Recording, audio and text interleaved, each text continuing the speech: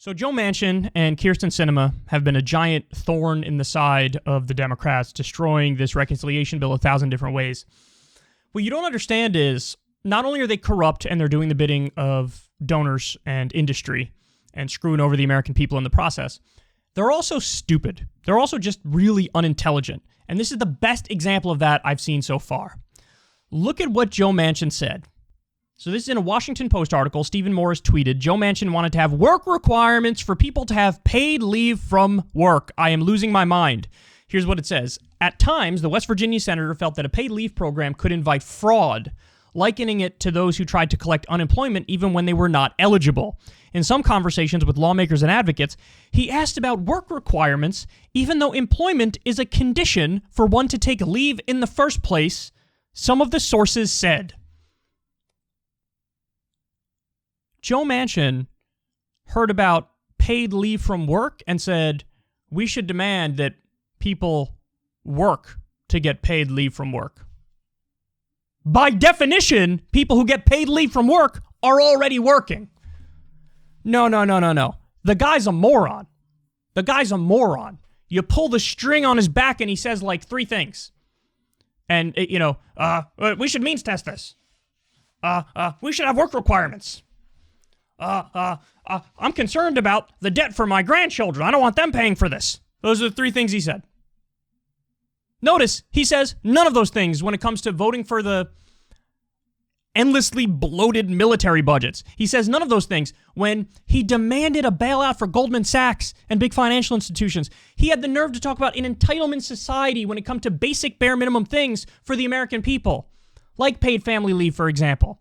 I don't want to create an entitlement society by giving people paid time off. But he was begging for a bailout for financial institutions. What about their entitlement society? What about the Wall Street bailouts with no strings attached to the same people who bankrupted their companies and crashed the global economy? What about them? No, it doesn't count for them because they're his real constituency, because they give him money for his campaign. He's not a West Virginia Democrat. That's his main dodge when he's called out on this stuff. I'm a West Virginia Democrat. I'm not like these other Democrats. You know what a West Virginia Democrat would be like if it actually reflected the will of people in West Virginia?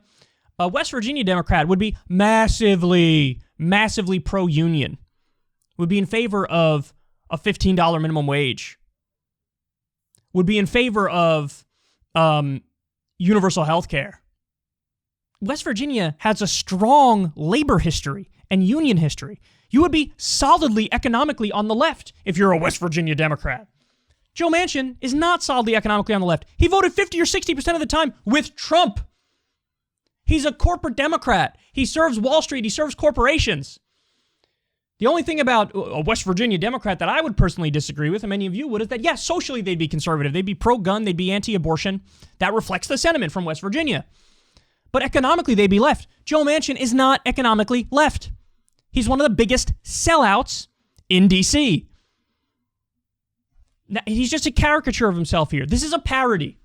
We should have work requirements for people who are working, who want to take paid leave. Bro, what? What?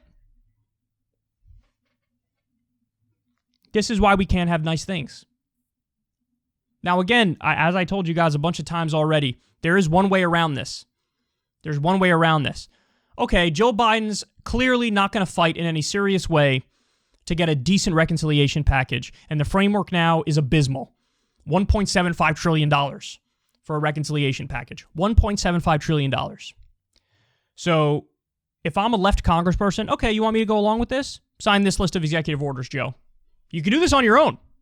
We'll vote for these two bills, as terrible as they are, if you sign a bunch of executive orders that I want. Legalize marijuana, free every nonviolent drug offender, abolish all student loan debt, free Julian Assange. Here's our list. You don't want to do them? Okay, I'll vote it down. It is what it is. Your whole agenda goes down in flames. What do you want me to tell you? It's not on me. It's on you, dog. I told you I'd vote for it. Here are my demands.